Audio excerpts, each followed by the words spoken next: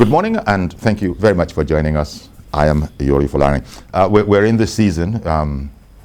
We can wish ourselves compliments of the 61st anniversary of the Federal Republic of Nigeria. And my guest this morning, well, the one in the studio, I have a number of them. I'm happy to have Dr. Fassy Yussuf, communications consultant, expert, put it together. That's where we are. Thank you very much. Great. So, happy Independence, one might say. Same to you, Lori. Indeed. And we also have with us Senator Dr. Ajibola Bashiru. He is the Senate spokesperson. He also is the senator representing Osun Central. So, a very fine morning to you, Senator Bashiru. Good morning, Yori. Happy Independence anniversary. Indeed, indeed. Thank you very much. Now, to start off, let me start with you, if I may, Dr. Fassy Yussuf. The speech of the president, which is what we're going to grab hold of today and sort of look at it, you've seen the papers already, received kudos and knocks, but arguably Nigeria, in fact, unarguably, Nigeria is in a very difficult position. And so when this particular timestamp has arrived, the 61st anniversary, it's within the mix. How would you say we're doing? To use the cliche again, is the glass half full or half empty? Well, given present circumstances, again, the global situation, that is COVID-19 yes. Endemic or pandemic, whatever you want to call it, and the peculiar circumstances we have found ourselves in this country in the area of insurgency, terrorism, banditry, kidnapping, agitations, and what have you. We might say that, well, we have every reason to be grateful to the Almighty God, that we're still not down. We're still at least floating.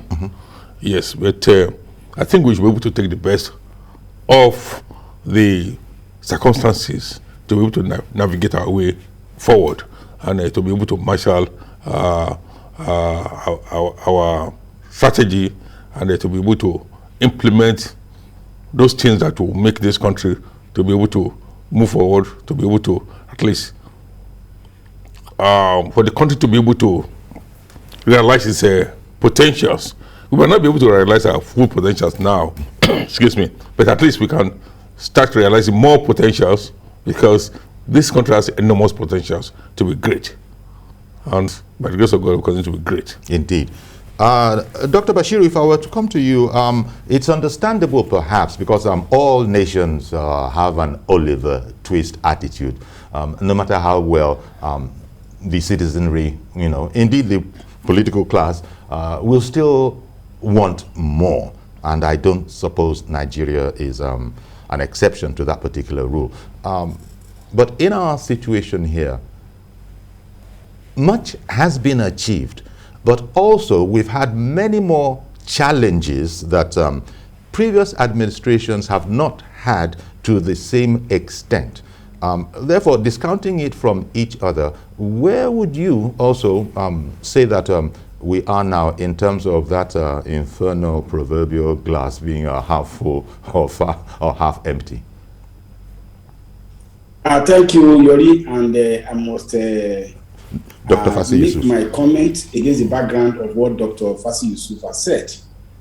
We must contextualize the present situation of our country and the challenges we are facing in the context of the global challenge that is worldwide, based on the challenge of the COVID-19 pandemic and the effect it has on the world over, and particularly on the country that depends largely on oil proceeds to run its economy.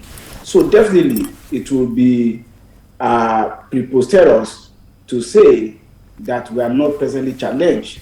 But Nigeria is presently challenged just like every other country, including the advanced countries like China, United States of America, United Kingdom, France, and even Canada, you will see that even the Chinese authority are trying to change the model of the economy because they discover that the gap between the rich and the people at the lowest rung of the economy is getting wider.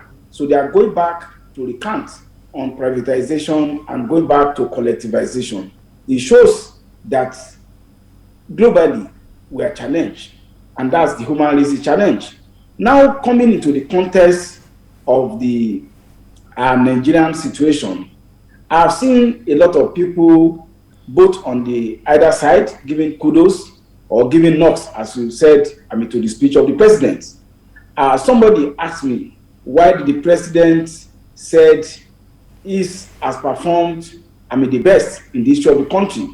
And I chuckled. I said, so if you are tasked in your performance evaluation in your workplace, you will say that you have performed worse than any other person. But beyond the tendency of what we call likelihood of bias, I think I read the speech of Mr. President at least 2 or 3 occasions, 2 or 3 times, and he highlighted each and every area that I thought any leader ought to touch upon. Whether you agree with him, with his surmise or not, is a different thing entirely. It talks about challenge of internal security. It talks about infrastructure. It talks about the need for pharmaceutical independence. It talks about the rising price of commodities and several other areas where our country is challenged. And of course, like a leader is expected, he also gave a beacon of hope that we are working assiduously to do so, to make a difference in that regard. So I would say, in as much as we know we have certain challenges which we must confront, particularly in the area of insecurity, and of course in the area of ensuring that our economy, in terms of the rate of inflation and access to productivity, to be able to cushion the effects of the COVID-19 pandemic and the attendant effect it has on the livelihood of our people, we must say that governance is a continuous process. We will continue to be challenged, but the essence of governance is being able to know that those challenges exist, and then we take every available effort with all seriousness, commitment, and candor to tackle those challenges. So just like every year, 60th anniversary, we were here too, there were challenges. In the next 10 years, there will be challenges. But to what extent are we confronting those challenges using resources we have to make necessary plan for the future? Thank you very much. As has been pointed out by both gentlemen, big planks, so to speak, like internal security, infrastructure, rising prices, those were covered by the president. Those who agreed and understood on one side, and those who are a bit more impatient. So, but Fassy, I think nobody can really argue the fact that it's been a mix of pains and gains. And the physiological fact at least, is that when in pain, that tends to obscure everything about whatever might be going on that is also good as well. I suppose that which really everybody in the country thinks that they are an expert on would be that of rising prices, especially as it relates to food. And you touched on that briefly as you spoke. There was even the sort of revelation to some, maybe many, that look, there are also people who are not working, as it were, with the country and with the administration in relation to this. Thoughts about some people reportedly being middlemen, buying up, mopping up our food to create something of an artificial scarcity. Now that was a bit surprising to me. That I understand the role of middlemen, but because if that is the case, then it would seem like sabotage, that we just don't want people to be able to say anything good about the period that we're in here. And so to keep the prices of food high and therefore be paining, as it were, all of the citizenry. What do you think of that particular notion, that particular idea? Well, Yori, if it is happening, this won't be the first time it will be happening in this country. Quite a number of times. You know, I remember during the Civil War. I remember after the Civil War. And you also remember the era of essential commodities in this country, where government had to intervene to bring in commodities that were thought to be essential to the livelihood of Nigerians, but were not available or had been ordered. Well, let's come back to this issue of ordering. Well, to my little understanding of agricultural economics, it is a function of demand and supply. The demand, I must tell you, no matter what we are being made to believe, the supply has dwindled. Yes. The areas where foodstuffs or commodities are coming from are ravaged by internal strife, terrorism, banditry, Boko Haram, and what have you, kidnapping, and all that. So those who were supposed to go to farm could not go. Those who were supposed to harvest could not harvest. So what the little they could get were those things they were churning out. And of course, middlemen used to trade in a lot of them. So a little coming in now. At the same time, they will need to meet basic cost. So in the process of trying to meet basic cost, one might think they are auditing, or perhaps the price, because we talk about how the price of goods are determined.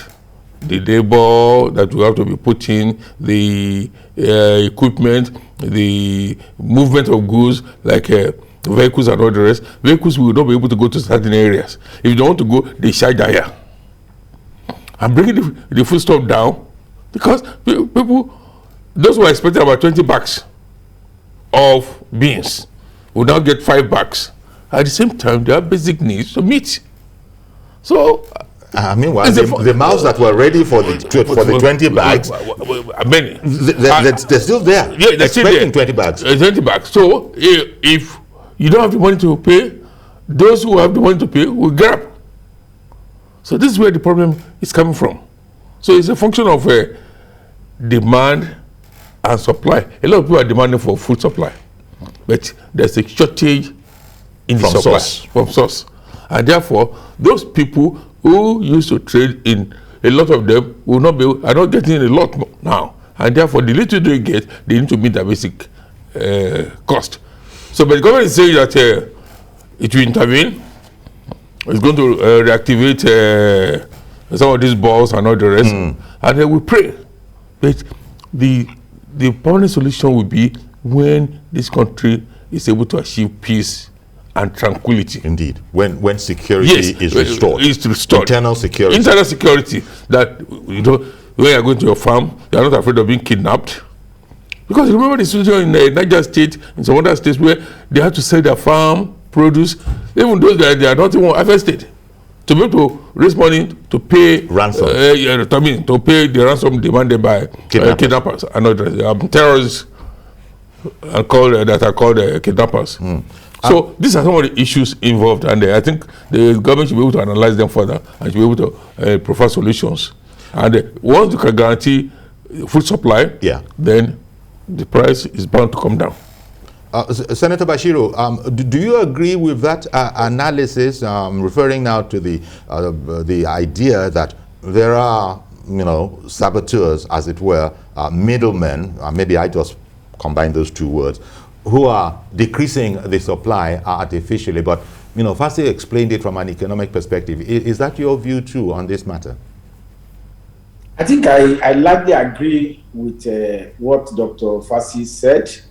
In terms of not just narrowing the issue to just issue of the middlemen. Generally, the rule of capitalism is that anybody involved in value chain will want to maximize his profits.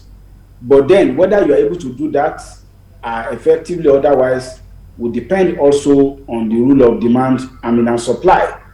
I think the issue of tackling issue of insecurity, particularly in those areas that we may call food basket, of the country, is very germane in resolving the crisis in the commodity market. But additionally too, there is a need for Marshall Plan, if I may use that word, for food production and food security in the country.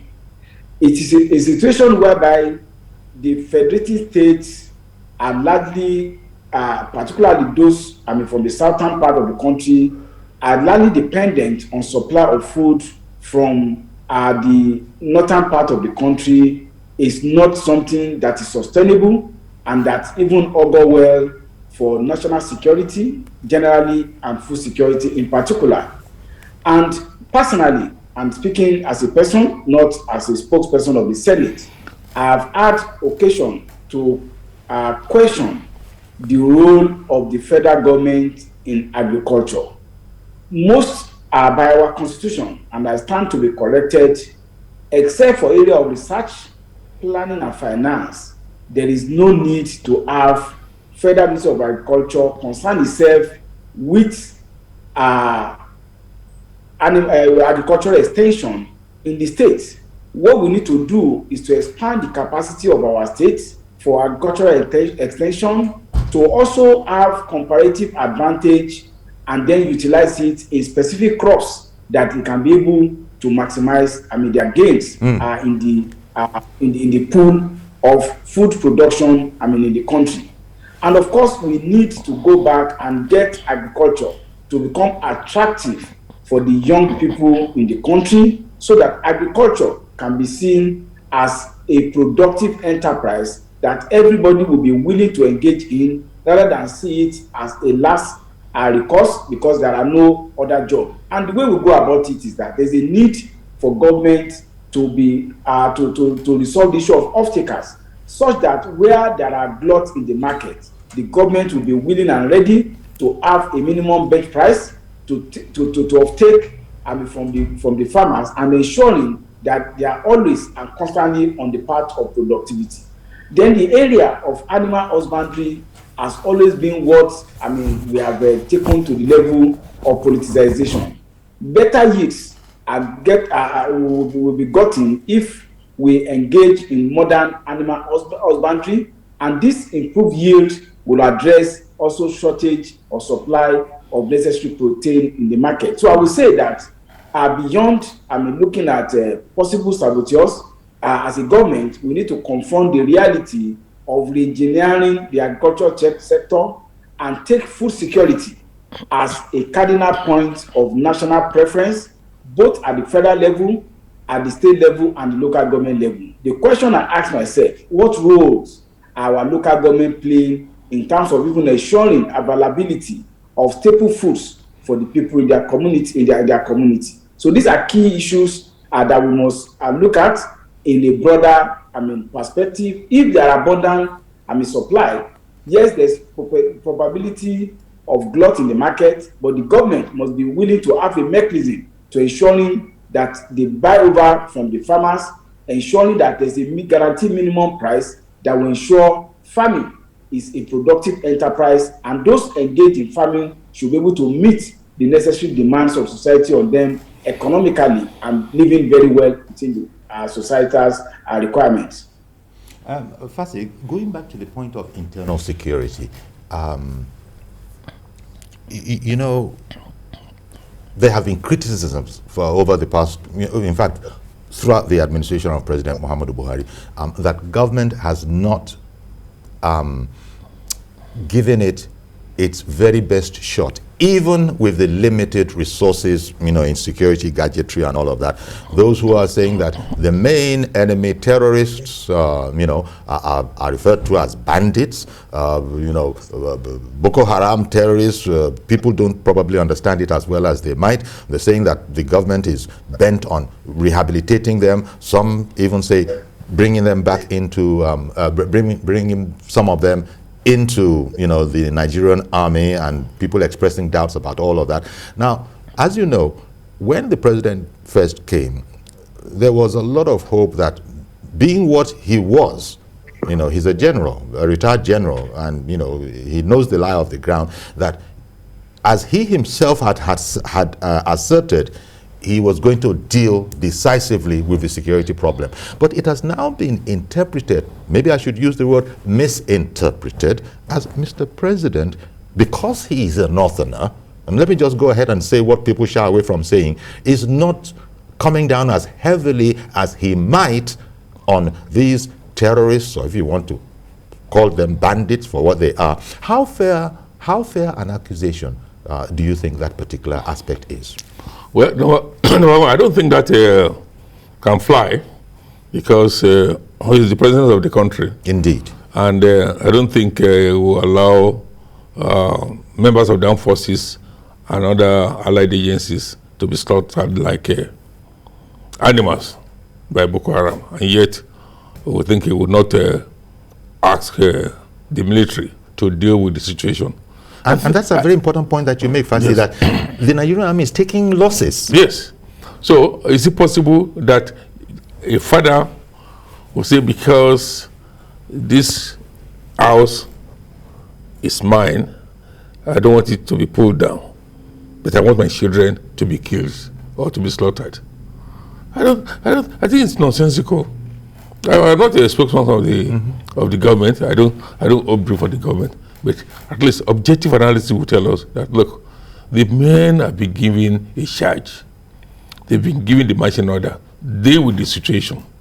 You have the chief of, you have Minister of Defense, you have chief of defense staff, you have the service chiefs, you have commanders, theater commanders, you have brigade commanders and all that.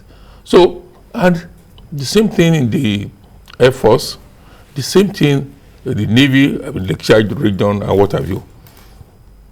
Maybe they are overwhelmed. Maybe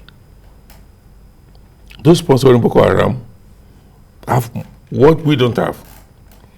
Or they are in a position to determine how these arms are smuggled in, how the armaments are smuggled into the Boko Haram enclave, to use them against the Nigerian troops. But I'm not in the military. Those in the military and those who are in the theater of war will be able to tell us what they are experiencing. And a time was when they said they needed more arms. And I think they tried to procure that. And again, the politics of arms procurement also came in. And again, the time was when they were saying that the Nigerian army were not taking charge of the humanitarian aspect of the war, and that everybody was being treated like a criminal. But we must look at the point that, look, in fighting an insurgency or in fighting terrorism, a lot of issues come into play. Remember, there have been some instances where the armed forces bombed civilian targets. Yeah. Whereas they were aiming at the insurgents or the terrorists. So it's not as if you are fighting a conventional war. You are fighting your fellow countrymen who have decided to take up arms against the country. And in fighting them, you must strategize in such a way that the civilian casualties are reduced to the BRS minimum. But at the same time, we need all hands should be on deck. We should strategize more. I wish that the president is younger or is in a position to go there maybe once a month. Okay. To be able to engineer them, to be able to spur them to more action, or to be able to do certain things a young general would do. But at 78, well, a younger general. Yes, a younger general. Because he's if you are 50, if you are 50, you cannot compare a 50-year-old general with somebody who's 78. Okay. And who retired long time ago. He retired since 1985. He was retired in 1985. But what you're saying, does it relate to the fact that President Buhari is a retired general, or the fact that he's commander-in-chief? So it doesn't matter what his age is. He's commander-in-chief, but look, if you are younger, there are certain things you have to do. because age would naturally slow you down from doing certain things. If I ask you to run the marathon now, you know what it is. No, who are you? Are you trying to call me an old man? No, you're not an old man, but put it in proper context. Yeah. Put it in proper context. Yes, put it in proper context. You cannot compare it when he was commander of the brigade in Bauchi, or was it in Bauchi or Lake Chad area, when he routed out the shutdown military that tried to make incursion into Nigeria. You know, I understand you. We really need to know. Only military war experts and those who have been there, they know what they've encountered, or perhaps our people. Actually, we have a mole within the system, and who were also trading with Boko Haram people who were making money out of them. Although we've been told that there are some sponsors of Boko Haram and not the rest, we are here to know them, and they are here to be charged to court. And recently, they released some names in Dubai as sponsors of Boko Haram and not the rest. And we also know that Britain is providing some people, America is also providing some people, until we know them, because they may be within us. Yeah, I don't know whether it was Jonathan that said this, or it was President Jonathan. That you will not be surprised if Boko Haram wasn't in his cabinet. In his cabinet. No, I come along with you, Fassy. Switching over to you, Senator Bashiru. What Dr. Fassy, his impressions, they're quite helpful, because I want to return to the point I made, and for you to also give me your insight into it. Which is that we're not throwing all that we could at the problem of Boko Haram. For instance, the model about whether they're terrorists or whether they are,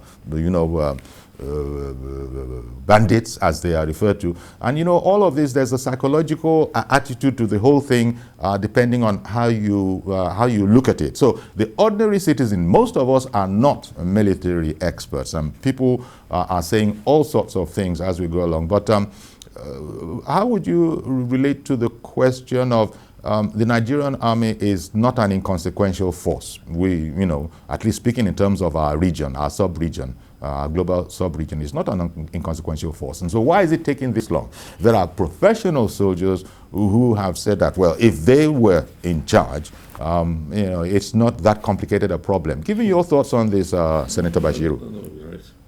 Yeah, Yori, I think, except for the fact that I would disagree with Dr. Fassy Yussuf, that age of the president has something to do with commanding capacity and deployment and operational efficiency of any armed forces. And there are examples all over the world where military generals in their 80s had come up to lead as decisive war.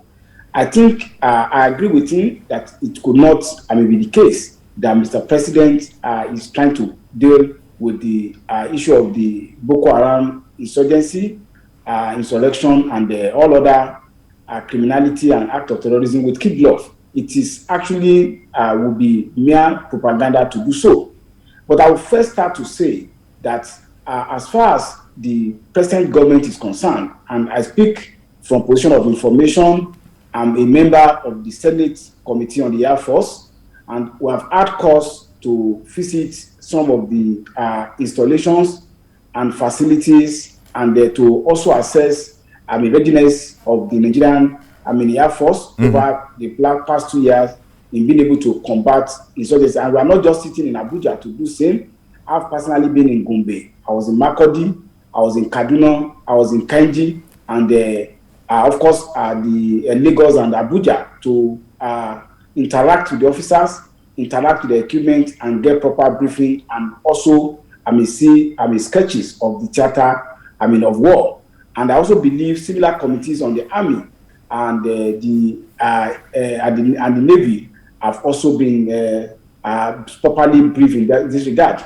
In fact, one of the things that attracted my attention was that the Nigerian Air Force have had to develop their own infantry division so that there can be effective combination of the Air Force with ground force. Unlike before, when the Nigerian Air Force will have to rely on the army to give support in terms of a grand assault, they have developed an elite special force that have capability to fight like the infantry in the regular army. These are part of the innovations that I can personally attest to as having been done in order to be able to address the matter.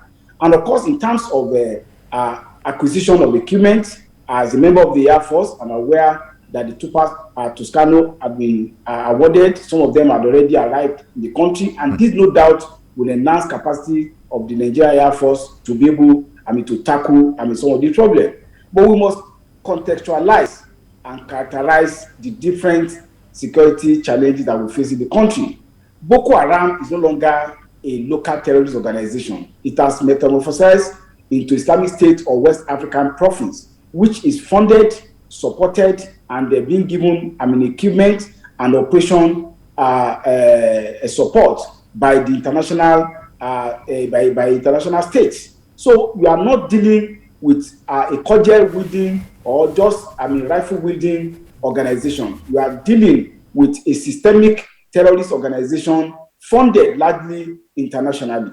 And when you also get yourself acquainted with what is not a conventional warfare, it has all to do with the commitment or otherwise of the Nigerian armed forces. It has to do with the attrition and the level of attrition involved in an insurrectionary war, where surprise, subterfuge, ambush, and surprise happen to be the rule of the game. Even when you have the necessary sophistication in terms of equipment, in terms of manpower, intelligence is very crucial. And of course, the enemy will always look for soft targets to be able to make statements. Even when they have been depleted in terms of a serious operational challenge, they will be able to make political statements and for propaganda purposes look for soft targets. There's no way you can have total coverage of this area. But I will also say, and I stand to be corrected, that situation of the insurrection as at the time when Mr. President took over is not the same as we have now. Okay. Today, in some of the territories of the country that have either been under the total domain of Boko Haram or ISWAP, they are now effective control of the Nigerian military. But the question of the banditry is a peculiar way, and I'm happy to say that the Senate last week made a resolution that bandits should not be treated as just ordinary common criminal. They should be treated as terrorists, and this will involve the rule of engagement to be able to deal with them. Okay, Dr. Bashiru, I beg your pardon, Dr. Bashiru. I've got to interrupt you. I beg your pardon for doing so. I got to interrupt you because I've got to go on a break. But let me seize the opportunity to also say, to welcome Sani Adenuga, chairman of Boot Party, the national chairman of Boot Party, Boot being B-O-O-T because of tomorrow. A fine morning to you, Dr. I beg your pardon, Mr. Sani Adenuga. We'll go on a short break. Good morning, sir. Thank you very much for joining us. We'll go on a short break now, and we'll continue where we left off when we come. Okay, welcome back, and we're looking at the president's speech, been knocks and kudos for it, and now we're getting some perspectives on it. We have with us Dr. Ajibola Bashiru, Senate spokesperson, Senator representing Osun Central, and Dr. Fassy Yussuf, communications expert, and Mr. Sani Adenuga, chairman of Boot Party. He's joining us from the UK. Okay, your light source, your ring light is giving us a particular kind of effect, but we'll sort of understand all about that. It's your glasses, it always happens. Now, talking about the president's speech, give me your, let me have your overall impression, because people sort of needed, one, a progress report, and two, reassurance that we are not where we were going back to 6 years ago in terms of many of the important indices that we have to consider. Give me your impression on Mr. President's 61st day anniversary, independence anniversary speech. Can you hear me now? Yes, we can hear you. Yeah, thanks, Opiori, for having me, and thanks to the panelists. Regarding the president's speech, really, it's mixed feelings, because as a nation, all of us, including the Mr. President, obviously accepted that this is not where we're supposed to be as a nation. And if we take that assumptions, then the next question we should be asking ourselves is that who is responsible? Well, my personal view is that unfortunately it's all of us who have brought our country to this point. However, if we are going to square up to the president's speech, I would say he's being economical with the truth. How do you mean specifically? How do you mean? Because that's a very great charge. Yeah. Yes, he is economical with the truth because Mr. President is ultimately responsible, and his party, APC, responsible for the state of insecurity in our country. A good example, if you look at it, the Honorable Senator there can help us with the figures. Let's look at the budget of security in this country. And you see, many times we talk about insecurity in Nigeria. We tend to denigrate the police, forgetting that the banditry and all the rest has to do with the policing. It's not really about it. The policing system, the military system, they all have different ways of training. Now, as a nation and as Mr. President of Federal Republic of Nigeria is responsible to everybody, the body language speaks volume. That the president may be like one of the is it Dr. Fassy Yussuf rightly said, maybe his age, who knows, but I don't think it's about age, but his body language speaks volume that the president we have is not totally in charge of the pains an average Nigeria go through. Today now, to travel between Abuja to Kano, to Kaduna, it's serious. You be in fear. When you say that, Mr. Denuga, when you say that, clearly that is your read.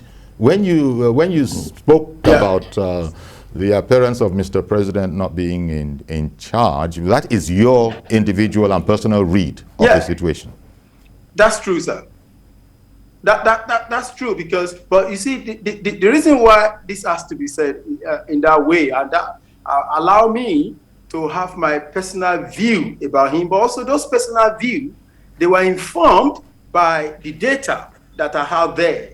I mean, where we have president that is not going to condemn a group of people who are actually terrorizing the country. So it speaks volume, and at the end of the day, it's psychological. Those who are perpetrating this evil, they will just feel that, okay, they are fine, they can go ahead and continue to cause trouble here and there. But that doesn't excuse those who are committing this banditry. But again, we need to solve our problem. We need to solve our problem. And the first point is that to analyze it properly. Mm-hmm. When you look at it, the problem of insecurity in Nigeria, as far as I'm concerned, if the policing system is properly funded, they are properly well educated, well trained, they will be able to handle this. But the attitude, the approach we use in the country, where anytime we're just going to bring out the military will not be able to help us to solve all of it. Okay. We should be able to have the intelligence. I had the Honorable Senator talked about the banditry or the ISIS. They are having reach in West African nations. Obviously, when you start having organizations who are having reach in West African nations, then your intelligence should be able to help. But at this point, we've all failed as a nation. Okay. Yeah. Well, okay. Be that as it may, because Mr. Denuga, I wanted to say, surely, gains in terms of infrastructural development up and down the land cannot be denied. Yeah. Mr. Denuga, you mean the infrastructure in the country? Yes. That gains in that regard cannot be denied.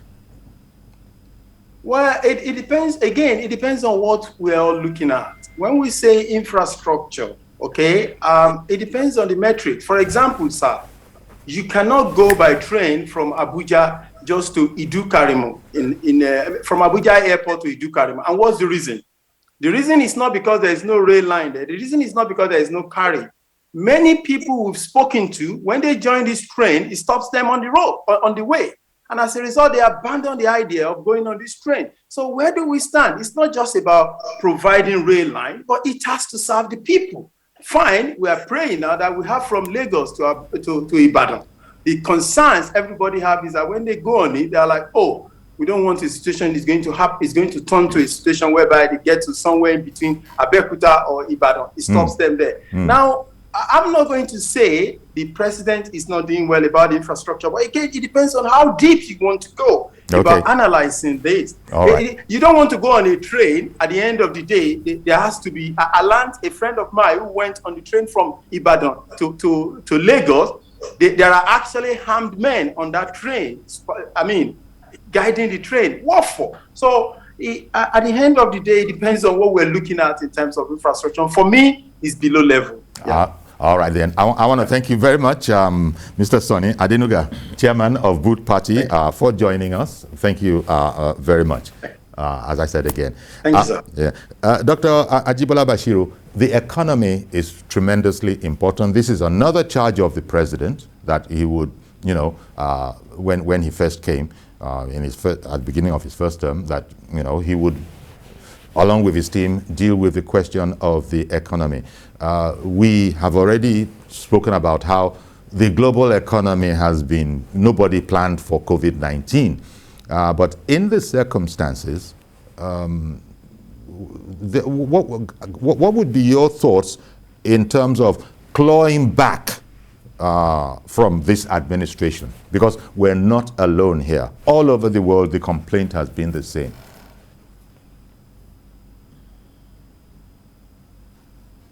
For me to say that it's good when we're on national discourse, we should deal with facts and figures. The Lagos-Ibadan Express Railway is functioning and effective. In fact, one of my colleagues, a senator from Osun, regularly ply that route. So I challenge the chairman of Boot Party to come up with facts and figures to show the ineffectiveness and insecurity of that route.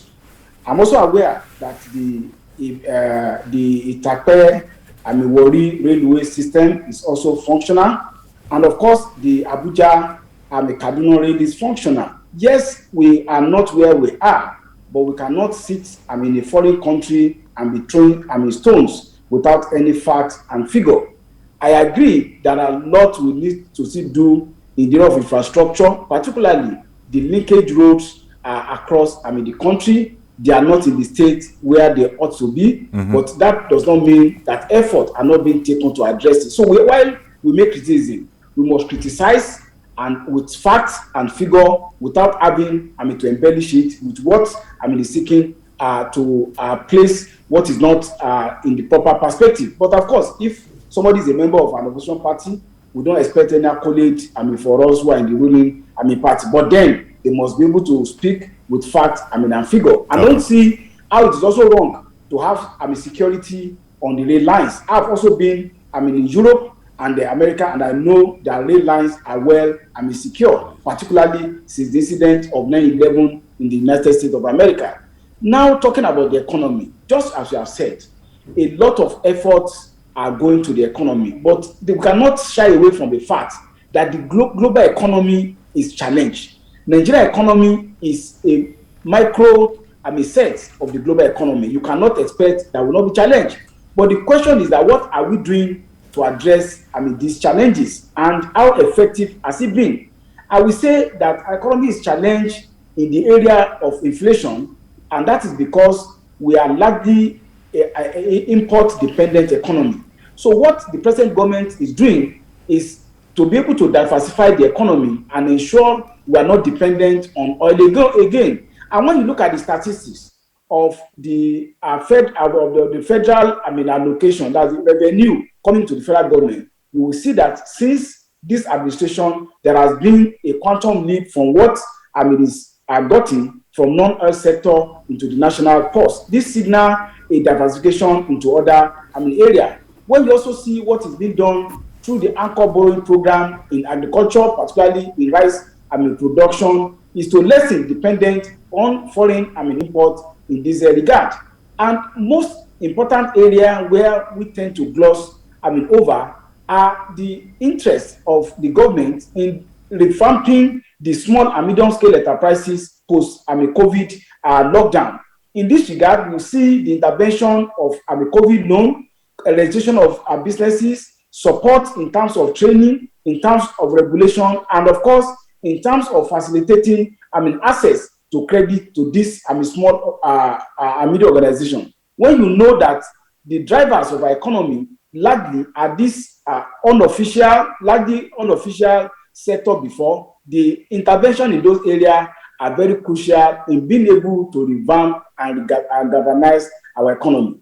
I will not say that we are still not challenged in that area, but we are making efforts along that line. Of course, infrastructure cannot be taken away when you want to talk of galvanizing the economy. You cannot develop our economy without investment in agriculture and in infrastructure. And that is why when you look at the 2020 budget, we are challenged because of COVID-19 and the lockdown. The National Assembly had to intervene to extend the implementation of the capital aspect of it up to May 2021 to ensure 100% implementation. And we're happy to say that last they were able to achieve unprecedented level of implementation of capital aspect of the 2020 appropriation. We hope similar thing will also occur with 2021. And knowing that the economy of the country, because of its nature, is largely driven by expenditure. You swing up again, Senator Bashiru. I understand you. Let me put in a quick call now. Mr. Yakub from Dokwemo. Good morning, sir. Yeah, good morning, sir. Then good morning to Dr. Fassy and then the senator on the other side. Yes.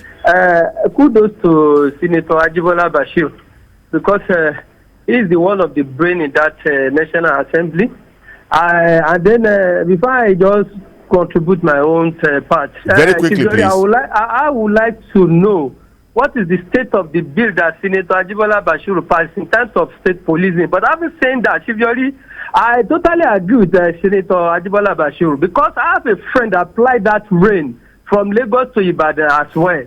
And then he has never complained to me for one day that the train is not working. But the question now is this, concerning the food security, Chivyori, and then the increment in the price in the market. And there's an angle that we all forget.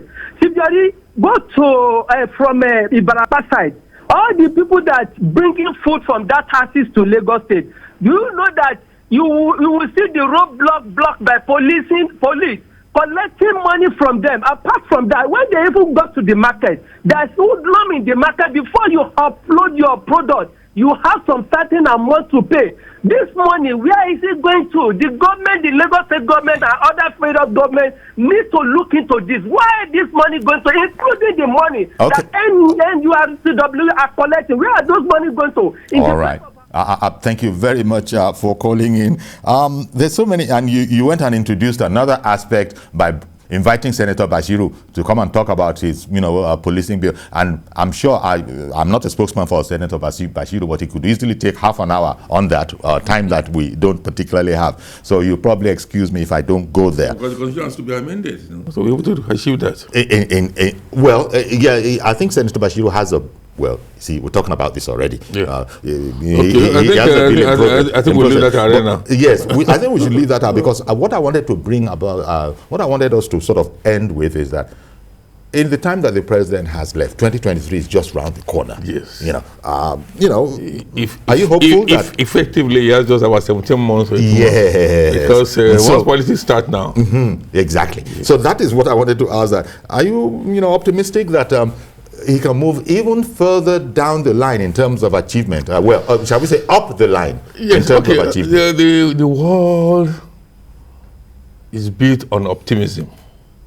So we must not be pessimistic about the situation. We can only be hopeful that the president will perform better than is performing now.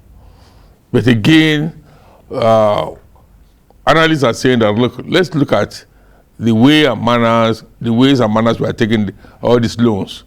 Especially these loans have been taken from countries, not from multilateral organizations, and that the conditions are excruciating, debilitating, and if care is not taken, the future of this country will be in jeopardy. Okay, time has intervened now, and I can't even go much further.